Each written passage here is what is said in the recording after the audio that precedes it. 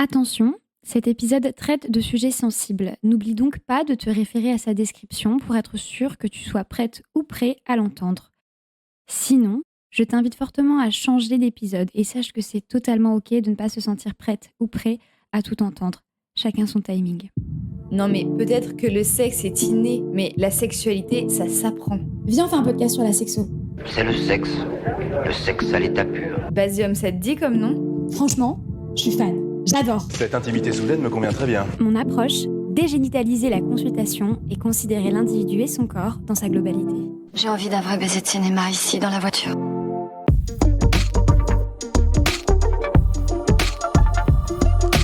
La sexualité, le sexe. On en fait toute une affaire et pour cause. Cela peut prendre plus ou moins de place dans nos vies, cela peut être un véritable vecteur de bien-être et de confiance en soi, mais aussi parfois un poids à porter. C'est pour mieux comprendre la sexualité que nous avons voulu en faire notre métier. Quand je dis nous, c'est Diane et Margot. Nous sommes sexologues et avons décidé de sortir de notre cabinet pour ouvrir des voies, poser des questions, remettre en question et penser la sexualité autrement. Margot a une approche psychanalytique de la sexologie. Et Diane, une approche systémique, plus ancrée dans le présent. Parce que nous sommes persuadés que ces deux visions sont complémentaires, nous avons voulu unir nos voix pour vous proposer Basium. Ce podcast, on l'a imaginé grâce à vous, celles et ceux que nous accompagnons au quotidien et qui se sentent trop souvent seuls. Basium, conversation croisée, regard des professionnels que nous sommes et surtout, histoire de vie. Basium, ça veut dire embrasser, c'est l'action de donner un baiser.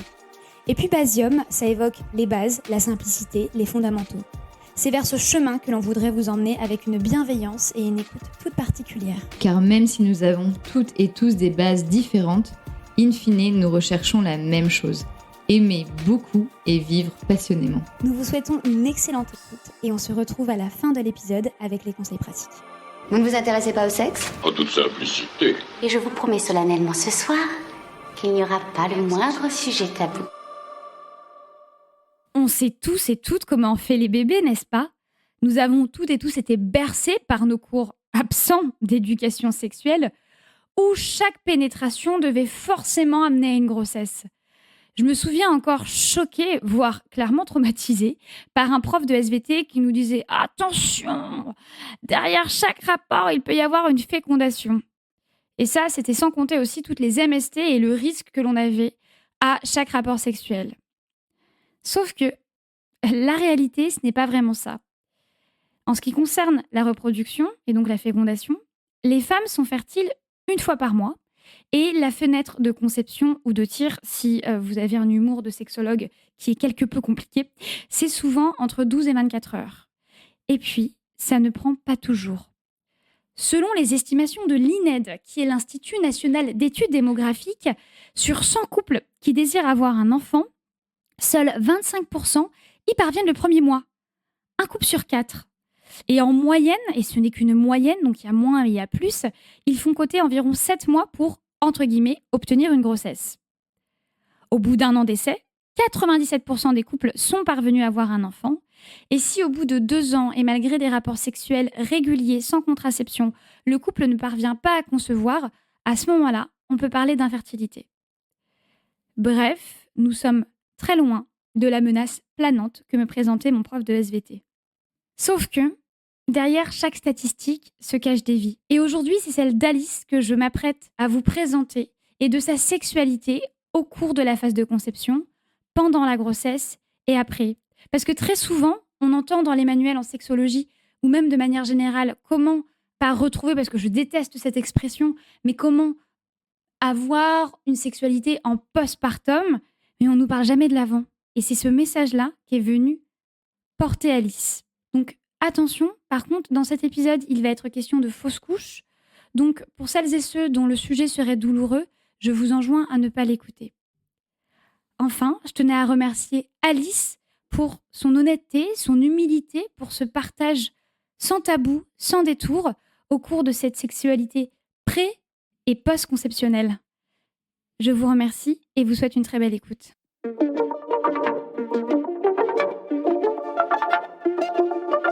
Bonjour Alice, je te remercie 1000 fois d'avoir accepté notre invitation à échanger au micro de Basium. Bienvenue. Merci. En préparant notre épisode, on a discuté ensemble et tu m'as dit, voilà, vouloir parler sur ce sujet ô combien tabou, qui est la sexualité avant, pendant et éventuellement après la grossesse. Effectivement, qu'on parlait sexualité et grossesse, c'est un peu mélanger 2 sujets qui, à la base, ne vont pas ensemble ou en tout cas, c'est très tabou aujourd'hui dans notre société. Peux-tu nous raconter ton histoire? Alors, bon, bah, moi j'ai 33 ans et puis je connais mon mari depuis longtemps. On s'est rencontrés assez jeunes. C'est vrai que quand on se voyait chez nos parents respectifs. Vrai qu'on avait une sexualité qui correspondait aux soirées où on se voyait, où on dormait ensemble, en fait. Typiquement, on se voyait, on allait dormir chez l'un, on allait dormir chez l'autre et puis ça correspondait à ça. Une sexualité qui a clairement changé le jour où on a emménagé ensemble, il y a une dizaine d'années parce que, ben, on a chacun aussi commencé à avoir des rythmes différents, à se voir beaucoup plus aussi donc on se voyait pas faire l'amour non plus tous les jours, en tout cas, ça c'est pas venu comme ça du tout et puis, du coup, ben, on gardait ça pour les moments. Alors mon mari était sportif, très sportif à l'époque, donc il avait quand même des horaires, ou en tout cas physiquement des moments où il avait pas envie, clairement. Donc voilà, on respectait un peu ce timing-là.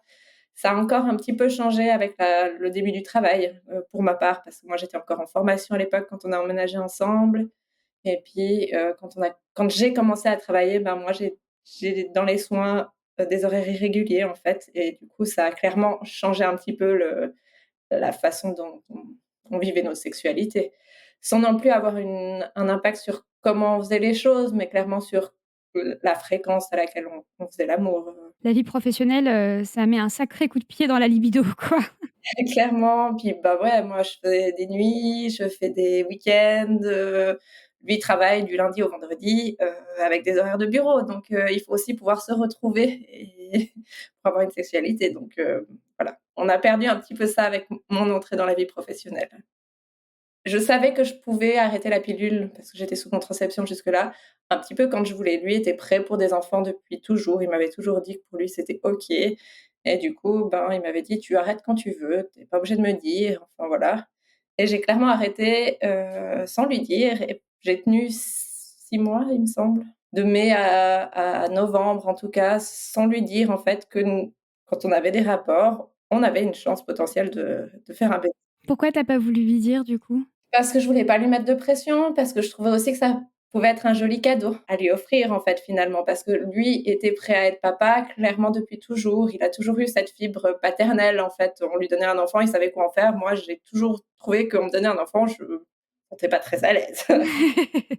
Mais voilà, j'ai du coup arrêté et moi j'ai senti un clair changement à l'arrêt de la contraception, par contre, au niveau de ma libido. Pas au niveau, de l'envie parce que clairement mon désir a toujours été là malgré la contraception. Par contre, beaucoup moins de symptômes. Je faisais facilement des céphalées de tension, ce que je n'ai plus jamais fait, en fait, hors pilule. J'avais des brûlures lors des rapports, post-rapport en tout cas, ce que je n'ai plus jamais eu, une fois la contraception arrêtée donc clairement, moi, j'ai vu une différence. Lui, on m'en a jamais parlé, en tout cas, comme quoi il avait senti que j'avais arrêté la pilule, en tout cas, il n'a pas dû sentir ces choses-là, mais pour moi, c'était différent, en tout cas. Bah, c'est vrai que la prise de la pilule, après comme tout contraceptif, le problème c'est que je sais pas comment c'était avec ton médecin, mais on présente jamais en fait, les effets secondaires et l'impact que ça peut avoir. Alors toi, tu as eu de la chance, ça a pas d'impact sur ta libido, mais il y a beaucoup de femmes effectivement qui vont avoir des maux de tête, qui vont avoir des mood swings, donc des changements d'humeur. Il y en a d'autres pour qui, l'influence sur la libido, elle est vraiment forte. C'est-à-dire qu'elles ont l'impression qu'elles maîtrisent plus leur corps et en fait, à partir du moment où elles arrêtent la pilule, là, la libido revient au galop, quoi. Alors clairement, moi, ça a eu un impact sur, mes émotions aussi. Je sais que j'ai eu beaucoup d'anxiété sous pilule contraceptive, que j'ai quasiment plus eu, sans raison vraiment apparente. Il y a eu des moments où oui, il y a eu des pics de stress dans ma vie, mais il y avait toujours une cause, tandis que sous pilule, c'était pas forcément le cas. Donc oui, mais ça n'avait pas un impact sur ma sexualité par contre. Parce que chez moi, avec mon conjoint et mon mari après, il y avait une bulle, il y avait une sérénité, il y avait une confiance où j'avais pas ce côté stress finalement et puis je pense même que plutôt le sexe avait clairement un effet à me relaxer, à me détendre, à me sentir en confiance avec quelqu'un et à être bien avec lui. Donc plutôt le positif, d'avoir des rapports que Et donc du coup, arrêt de la pilule. Arrêt de la pilule, on essaye pendant plusieurs mois, sans que lui sache. Puis au bout d'un moment, moi je lui dis: «Mais écoute, il faut que je te dise» parce que, clairement, moi j'avais mis sur mon application quand est-ce que j'avais mes règles, je calculais mes jours de fécondité, la fenêtre de fécondité, enfin je savais tout ça.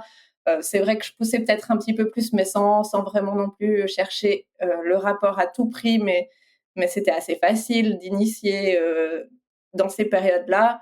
Après un moment, je lui ai dit: «Pour moi, c'est trop difficile». En fait, c'est vrai que le fait d'avoir, mes règles, à chaque fois, c'était une baisse de morale. À chaque fois, il y avait de l'espoir de tomber enceinte, dans les périodes de fertilité et puis au moindre signe de tension dans les seins, de choses dans le ventre, je me disais: «Ah, ça doit être ça, ça doit être ça». Puis finalement, c'était difficile. Donc après 6 mois, je lui ai dit. On a aussi dû un peu remettre les choses au point au niveau de la belle famille parce que c'est vrai que on essayait quand même depuis un moment. J'avais, de la part de ma belle famille, des questions dès que je buvais pas un verre, «Tu bois pas? Tu es enceinte?» Et je trouvais ça très difficile. Donc c'est vrai qu'il y a eu tout ce contexte, plutôt lié à la maternité finalement et à la grossesse, mais qui, gênait un petit peu notre façon de faire, je pense. Ça a clairement eu après un impact, le fait que lui sache où, là, on a commencé à calculer. Là, on a vraiment regardé les fenêtres de fécondité. On a peut-être un peu perdu du naturel dans nos rapports, où il y avait plus recherche de l'envie, mais recherche de faire un bébé et puis ça a clairement changé notre façon de rythmer notre sexualité, où on savait que, les week-ends ou enfin les jours de semaine où j'étais en période de fécondité, on allait faire l'amour et puis c'était pas forcément toujours adéquat, enfin pas malsain, hein, mais pas toujours autant désiré, je pense, ni de l'un ni de l'autre parce qu'il y avait la fatigue ou d'autres choses et puis ouais, je trouve on a perdu ce naturel-là. On n'en a pas forcément parlé non plus. Pas qu'il y avait un tabou ou quelque chose, mais ouais, je pense qu'on s'est tous les 2 dit: «On ne met pas de pression à l'autre» et puis, on a un peu laissé les choses se faire.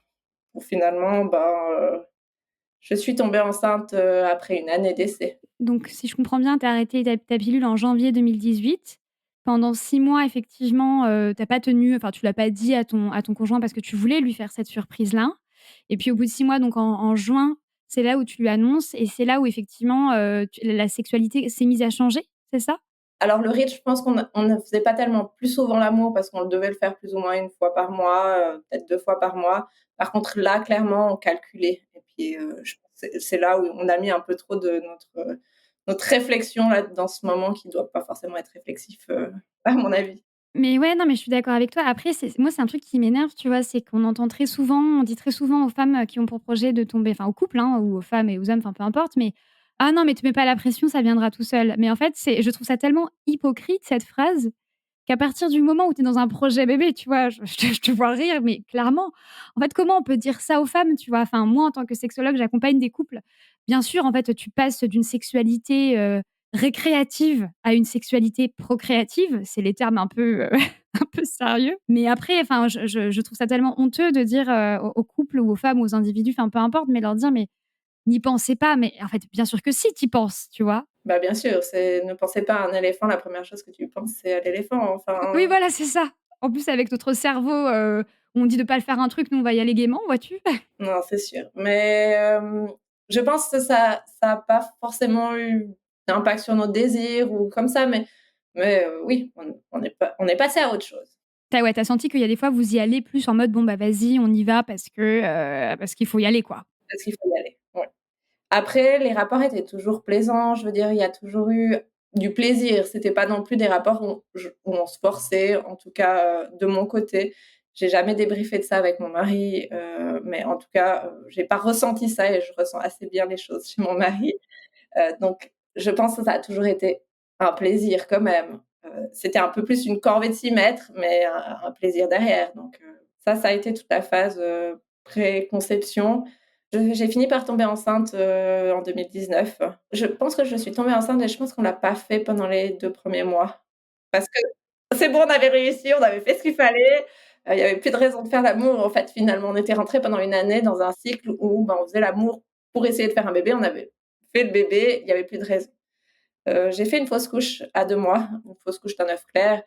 clairement, ça a été de nouveau très difficile moralement. Je pense que, en plus, post-fausse couche, j'ai eu un curetage, donc il y a tout un temps de latence pendant lequel on n'a plus le droit de faire l'amour. Qui plus est, il y a eu l'été, j'ai pas eu le droit de la piscine, j'ai pas eu le droit de il y avait plein de choses d'interdits finalement au niveau de mon corps où j'avais plus le droit de faire des choses que moi, ça, j'ai trouvé très difficile et ouais, on a recontinué à essayer dès qu'on a eu le droit en fait, mais de nouveau, il a fallu un accord gynécologique, enfin C'est 2 cycles, je crois, hein, c'est 2 mois à peu près, hein? ouais, 2 mois, je crois, dans mon j'ai même pas retenu parce qu'il y avait pas d'intérêt pour moi, mais clairement, j'ai le souvenir d'avoir passé un été en me disant: «On n'a pas le droit de faire l'amour, c'est génial», enfin, alors qu'on a chaud, qu'on aime être tout nu, non, enfin, j'exagère un petit peu, Ouais, mais mais pas de piscine, pas de sexe. Bon, ils sont où les avantages de l'été, quoi?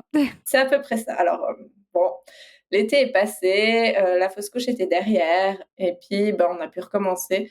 On a réessayé pendant 6 mois. De nouveau, je pense, dur moralement pour moi.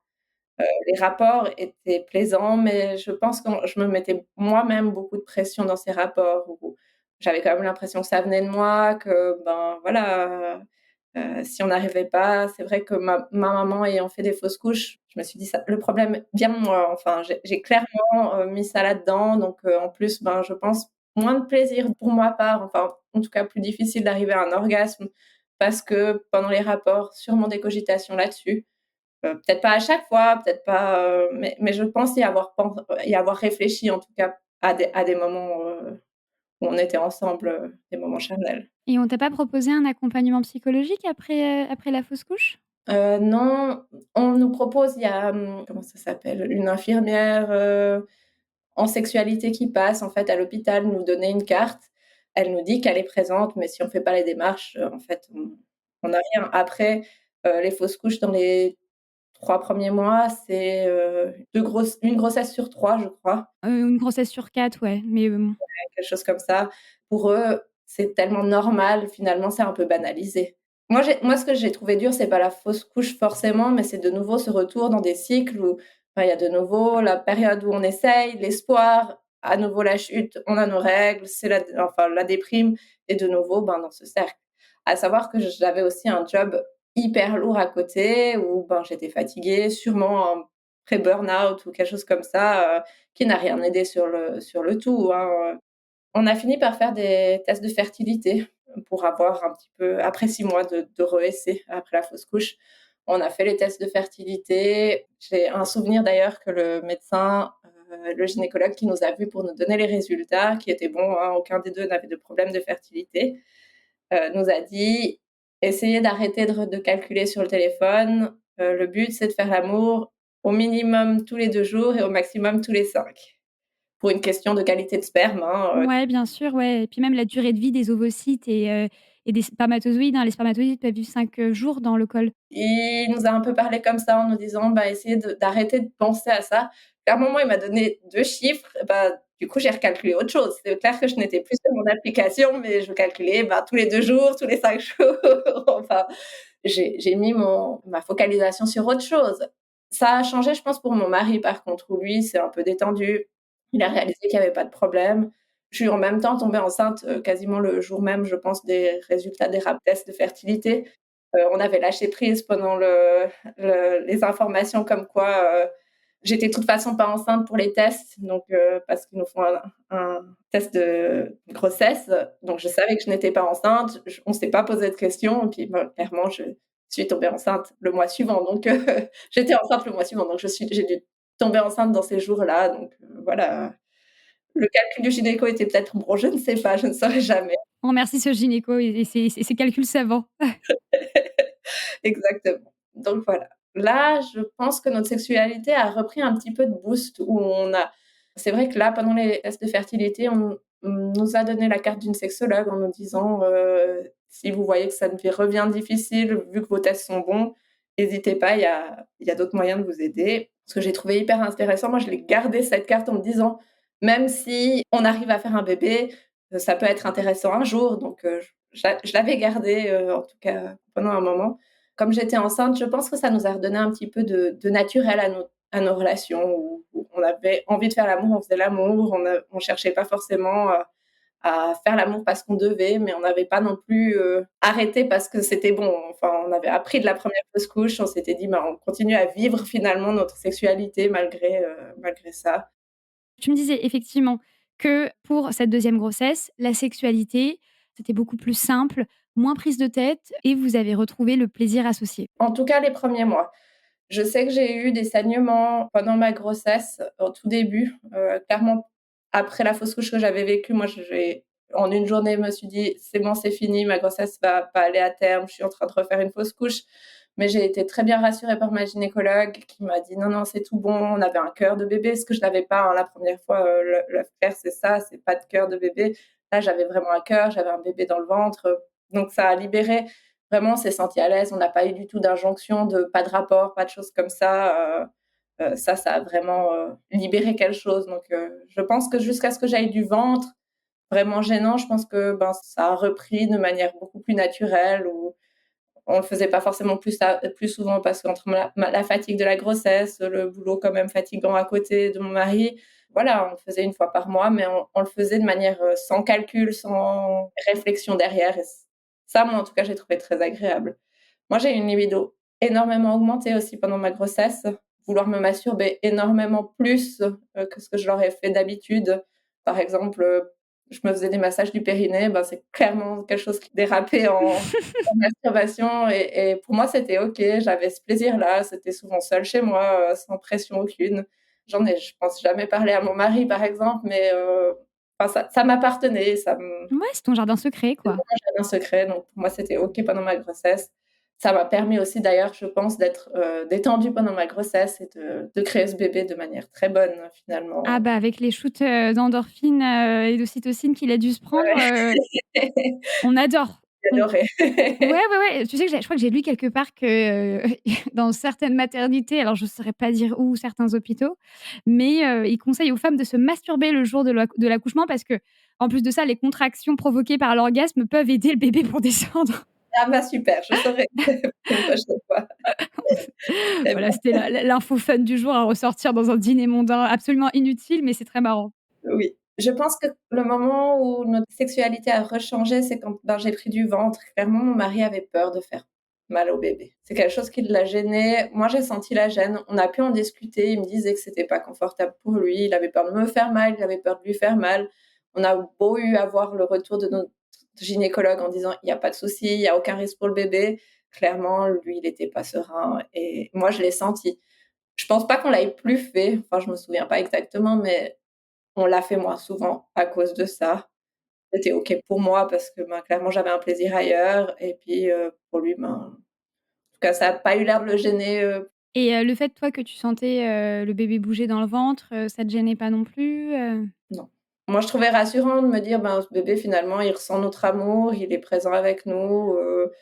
J'ai essayé de pas trop y mettre de pensée, finalement. C'est ça. Finalement, ce bébé, il peut pas être ailleurs que dans mon ventre. Je vais pas le faire sortir le temps que j'aille ma sexualité, puis le faire rentrer. Enfin, il y a pas moyen. Donc, j'ai pas l'intention pendant 9 mois de plus faire l'amour, sinon. Ouais, bien sûr. Et puis de toute façon, effectivement, hein, il y a l'utérus, le liquide amniotique, le placenta, c'est pas possible de toucher le bébé, biologiquement, c'est juste impossible. Sauf effectivement, cas de saignement, lorsqu'il y a la poche des os qui est percée, mais donc dans ces cas-là, ils le disent, hein. De toute façon, quand tu peux rien faire, enfin, je pense que la sexualité, on te dise, Je vais y venir, t'en fais pas. J'ai vraiment bien vécu, les choses. Donc, ma fille est arrivée. Clairement, ça a eu un gros impact sur notre sexualité, par contre ça, parce que pendant une année, nous n'avons plus dormi. Pendant une année, j'ai allaité un enfant qui voulait mon sein toutes les 2 heures la nuit, à peu de choses près pendant les 6 premiers mois, 3 fois par nuit. Je vais faire peur à toutes les futures mamans, mais 3 fois par nuit. Pendant les 6 mois qui ont suivi, enfin, je n'ai pas dormi parce qu'en plus, elle voulait que mon sein. Mon mari ne dormait pas très bien non plus parce que les réveils étaient quand même là. On a tout essayé, on a fait plein de choses pour essayer d'aider ma fille. Finalement, elle a commencé à manger mieux la journée après une année. On a enfin pu redormir à peu près, avec quand même un réveil une fois de temps en temps. On avait aussi tous les 2 discuté de la contraception, donc c'était clair qu'on reprenait pas de contraception. Il nous avait fallu 1 an et demi pour créer le premier enfant. On savait qu'on avait un risque, hein, que je retombe enceinte rapidement. On était prêts à prendre ce risque malgré l'énorme fatigue que nous étions en train de vivre, on était prêts à ça. Donc on en a discuté tous les 2. Pour nous, la sexualité était OK de reprendre, le moment où on se sentirait prêt. Je crois qu'on a repris ça pendant les vacances d'été qui ont suivi, donc après les 1 an et demi, je dirais, de ma fille. Donc on a vraiment eu besoin de temps pour sortir la tête de l'eau, pour, se sentir à peu près mieux, physiquement pour moi, mentalement pour les 2. Enfin, on a eu besoin de ce temps. Moi, en tout cas, j'ai perdu toute libido, lui, je sais pas ce qu'il en était, mais il a en tout cas mis aucune pression sur moi et puis, pas eu de besoin non plus. J'ai vraiment eu l'impression qu'on a refait l'amour en vacances, au chaud, au soleil, à la mer, quelque part en Italie, où il y avait pas de pression, où ben, ma fille dormait à côté finalement dans la chambre d'hôtel, alors que je m'étais dit: «Jamais je ferais ça à côté de mon enfant». Bah, finalement, on n'y a pas réfléchi, on n'y a mis rien dedans et voilà, ça a repris, tout à fait, Ouais, bien sûr et puis après tu as allaité ta fille aussi? j'ai allaité ma fille aussi. Ouais, il faut savoir que l'hormone, dégagée lors de la lactation bloque le désir aussi, hein. Il y a un impact clairement sur le désir donc vous avez bien fait franchement parce que c'est vrai que tout le monde, enfin moi je suis horrifiée quand j'entends en consultation des femmes qui me disent, que dès qu'elles sont à la maternité, on leur dit: «Bon mais madame, va falloir repenser un mode de contraception». Genre pour la reprise d'une activité sexuelle, j'étais: «Mais on parle pas de sport en fait, enfin laissez-la respirer quoi». Alors moi, je savais qu'il y avait cette question qui venait parce que c'est quelque chose dont j'ai déjà entendu parler, par mes amies déjà mamans. Donc je savais, je m'étais déjà préparée à cette question. J'étais pas choquée, je m'y attendais et j'avais déjà préparé le coup. Je ne reprendrai jamais de pilule contraceptive et puis on nous pose pas un stérilet à ce moment-là, Non. enfin voilà. Donc c'était facile. Je leur ai dit: «Ben, on se protégera avec un préservatif», ce qu'on n'a pas eu besoin de faire, mais on se protégera avec un préservatif. C'est OK, on sait.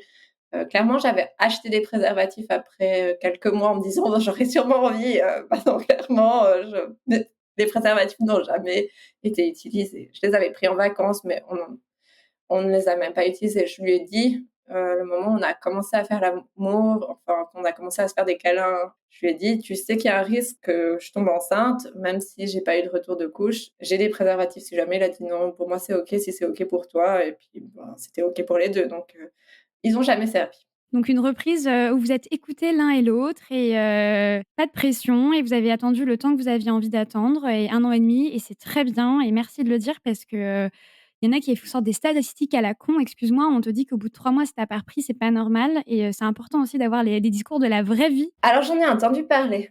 C'est vrai que j'ai eu ces discours-là, je pense même de ma sage-femme avec qui je m'entends très bien. Je pense que j'ai eu ça au début du postpartum. Chose qu'elle a sûrement très vite balayée vu les difficultés d'allaitement que nous avions, enfin, ouais, vu la situation dans laquelle on était. Je pense que ça a été tout à fait balayé vu ce qu'on vivait.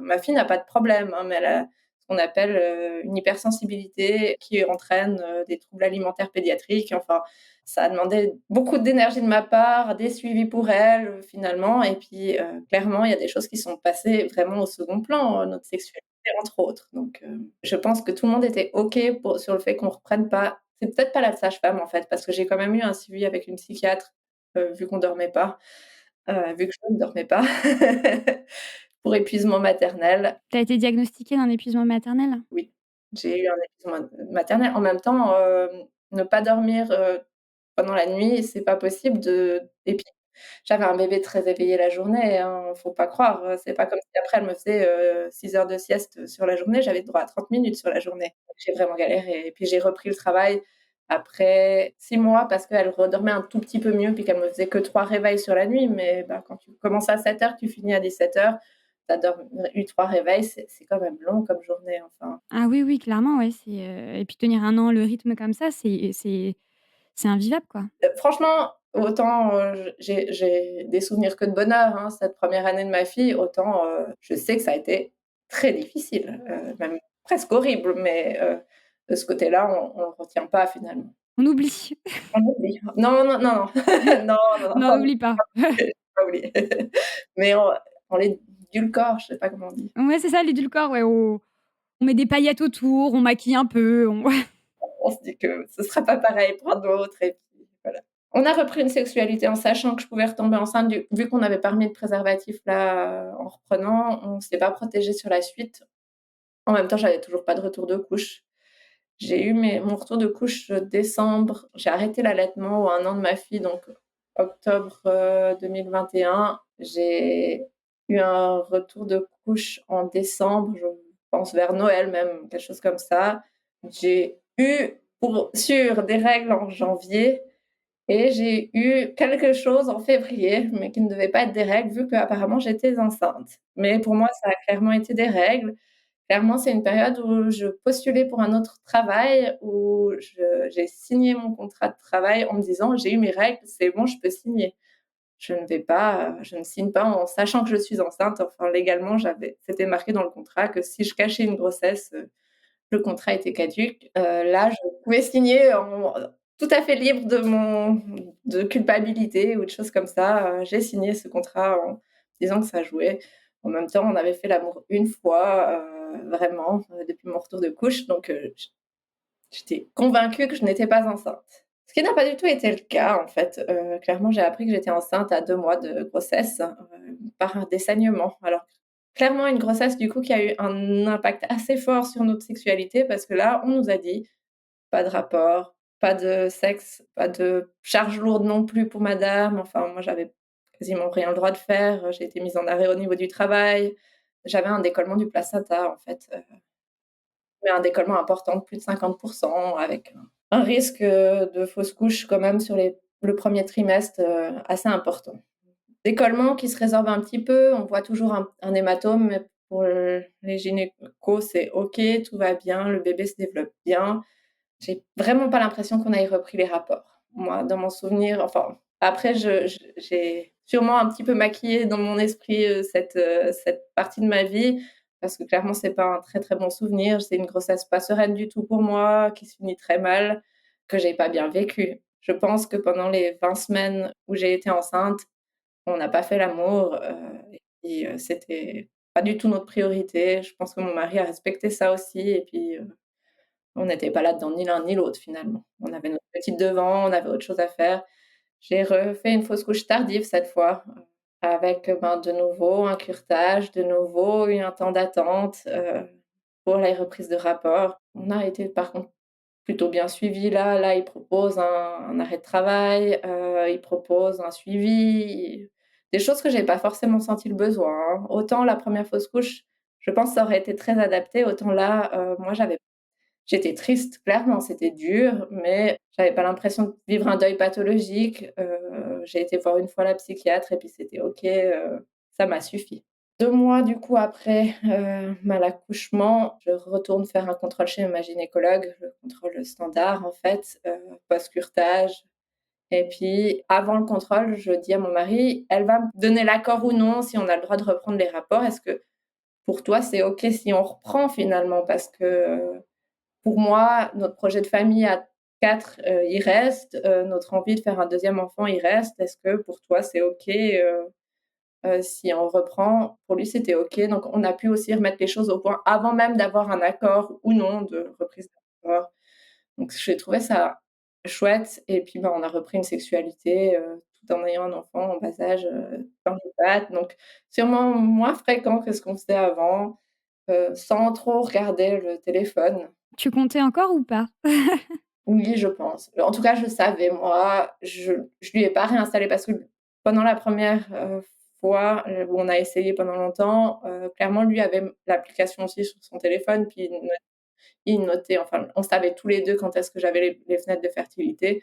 Là, moi, je savais, lui, pas forcément. Par contre, ben, clairement, il sentait quand moi je désirais faire l'amour et je pense qu'il se doutait que c'était pendant les périodes de fertilité. Je pense qu'il y a aussi eu des fois où on l'a fait hors période de fécondité, mais on n'a plus calculé les 2 et 5 jours. Ça, clairement, j'ai oublié, j'ai arrêté de me baser là-dessus.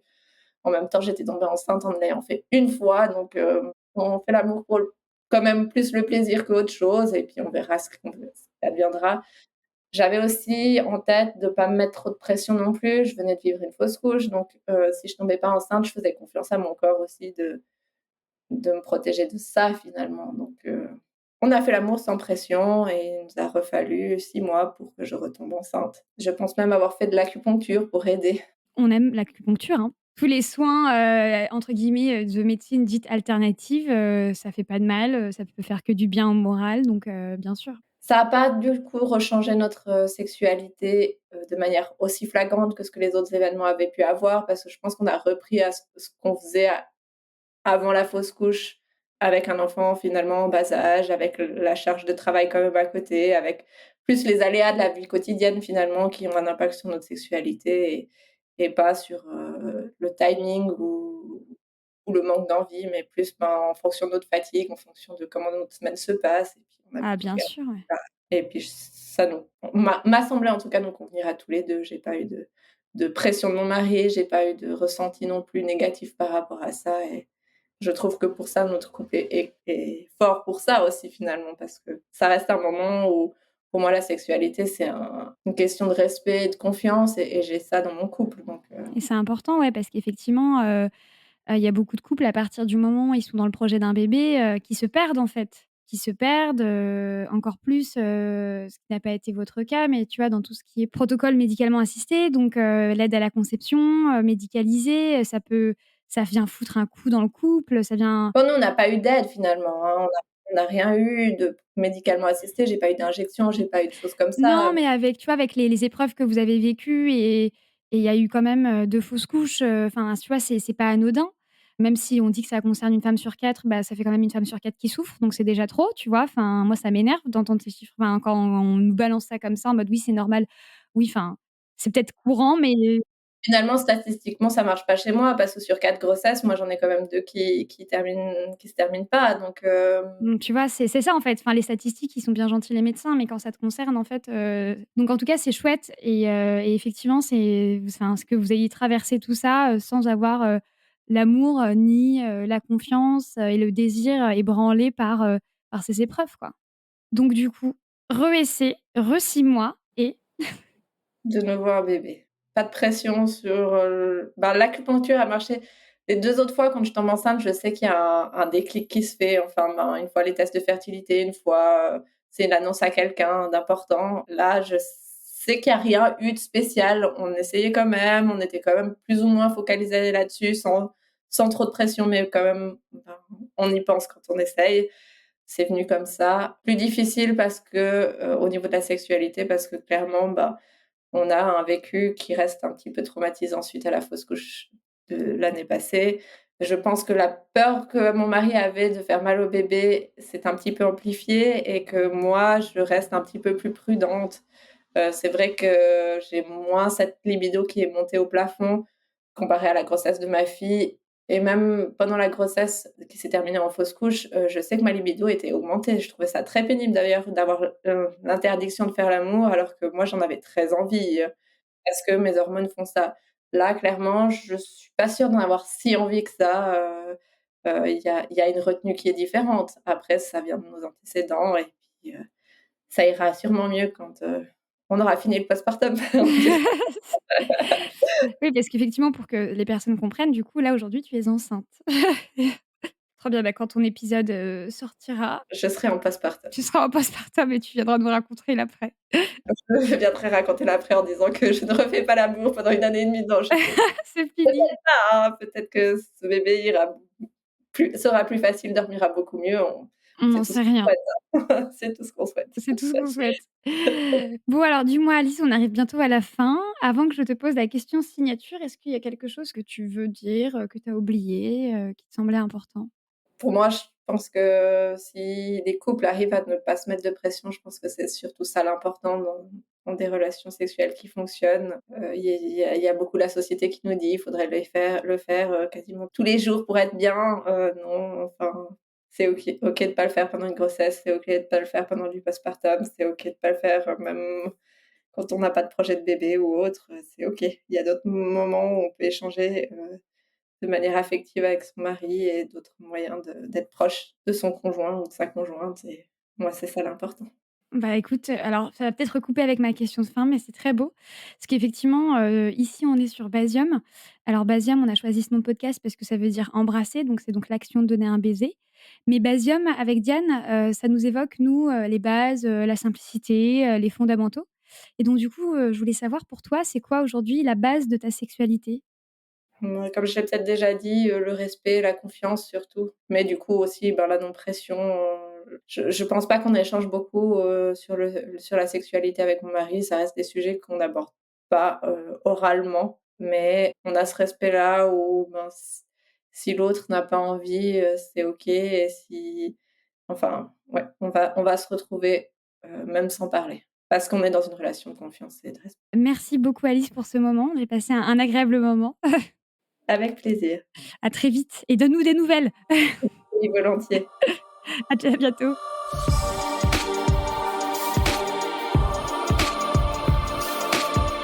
Salut, c'est Diane et c'est l'heure du point B. Le point B, c'est le point Basium. C'est celle de nous deux qui n'a pas fait l'interview qui va écouter en faisant un pas en arrière et apporter sa vision sexologique arborée de quelques conseils. La sexualité est laissée bébé. La vie de couple et la vie sexuelle sont clairement impactées par un enfant avant même qu'il ne soit en route. Essayer, se mettre en condition pour faire un bébé, enlever sa contraception en âme et conscience, c'est avoir ce petit truc en tête lorsqu'on fait l'amour. Compter, calculer, finalement se dire « Oh, et si c'était 7 fois ?» Alors au début, on essaye de soigner ces fois-là, on veut concevoir l'enfant d'une jolie manière et pas sur un coin de table vite fait. Bon, ça c'est au début, c'est joli, c'est romantique, ça rapproche, c'est plein d'intention et d'amour, et plus le temps passe, si l'essai s'allonge, plus le calcul prend de la place. On peut même se retrouver entre midi et deux, non pas pour faire l'amour, mais presque pour une insémination.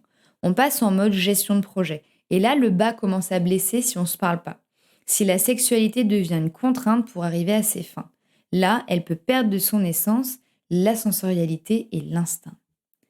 Alice illustre cette situation avec justement la phrase qu'elle a prononcée après sa première grossesse. Nous n'avions plus de rapport car nous n'avions plus de raison de le faire. Et alors, c'est vraiment une phrase qui marque ces contraintes-là. Laisser bébé, la grossesse et le postpartum, ce sont des périodes qui bouleversent la sexualité. Je pense vraiment que c'est un moment où ça peut valoir le coup de se faire accompagner par un ou une sexo si le désir et ou le plaisir se font la malle.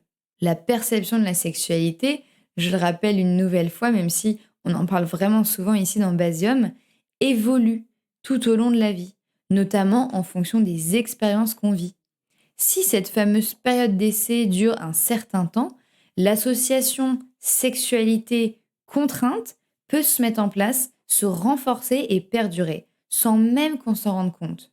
Pas de panique, on est là pour ça. Voici en tout cas mes conseils. Conseil numéro 1, communiquer. Oui, toujours encore ce conseil, parce qu'il est tout simplement indispensable. Et communiquer, c'est pas juste se parler, c'est aussi apprendre à parler de manière vulnérable, parler dans les bons moments et aussi être à l'écoute. Parce qu'en fait, on ne peut pas savoir ce qui se passe dans la tête de l'autre. On ne peut pas savoir ce dont il ou elle a besoin. J'ai d'ailleurs remarqué durant l'épisode qu'Alice n'a jamais parlé à la place de son partenaire. Elle disait toujours « je pense qu'il » et ça, c'est une précaution remarquable. Conseil numéro 2, prendre soin de son corps. Ce corps, il vous accompagne toute votre vie. Ne le traitez pas comme une agence de pub traite un ou une nouvelle stagiaire. Ne le réduisez pas à une tâche, faire un bébé par exemple, sans faire attention à son niveau d'énergie, son bien-être physique, son bien-être mental. C'est la base. Conseil numéro 3, mettre le paquet sur la complicité du couple. Du temps de qualité, de l'intention, des moments ensemble, du jeu, du date, du fun, du rire, des caresses, des massages, de la connexion, etc., etc. Et si tout ça vous manque, peut-être que cet essai bébé, c'est une belle opportunité de le mettre ou de le remettre en place. Et n'ayez pas peur d'y investir du temps. Conseil numéro 4, faire l'amour quand on en a envie et lâcher sa calculette. Je rejoins totalement le docteur dont Alice parle dans le podcast. Prendre soin de cette notion d'envie, de motivation à avoir des rapports sexuels et vraiment essayer, même si je sais que c'est beaucoup plus dur dans la pratique que dans la théorie, de lâcher le calendrier. Et puis, évidemment, profitez pendant que l'enfant n'est pas encore là. Parce qu'après, malheureusement, vous serez beaucoup moins à deux et ça, ce sera un nouveau challenge peut-être un autre épisode de Basium parce que c'est un autre sujet. Moi, je me dois de finir ce point B parce que sinon, il va être trop long si je dis absolument tout ce que j'ai à dire sur le sujet. Je vous conseille un podcast que j'ai enregistré avec Coralie de Vouloir un bébé, spécifiquement sur le sujet du désir en essai bébé, ainsi que le livre de ma chère amie Camille Bataillon, Réinventer sa vie intime après bébé. Et ça, c'est à lire avant, pendant ou après. Le point B, c'est fini pour aujourd'hui. J'espère sincèrement que cet épisode vous a plu et j'en profite pour remercier encore Alice pour ce témoignage simple, clairvoyant et très sincère. N'hésitez pas à nous donner votre avis dans les commentaires ou les MP sur Instagram @basium.podcast et surtout, prenez soin de vous. Notre épisode touche à sa fin et que dire si ce n'est merci. Merci de nous avoir écoutés. Ensemble, nous en sommes sûrs, on va continuer de faire bouger les lignes vers une sexualité libre et apaisée. Tout ce contenu est gratuit et pourra le rester grâce à vous. Donc pour nous soutenir, pensez à noter cet épisode sur la plateforme d'écoute que vous utilisez et à laisser des commentaires et surtout à le partager. On vous dit à très bientôt pour de nouvelles conversations croisées.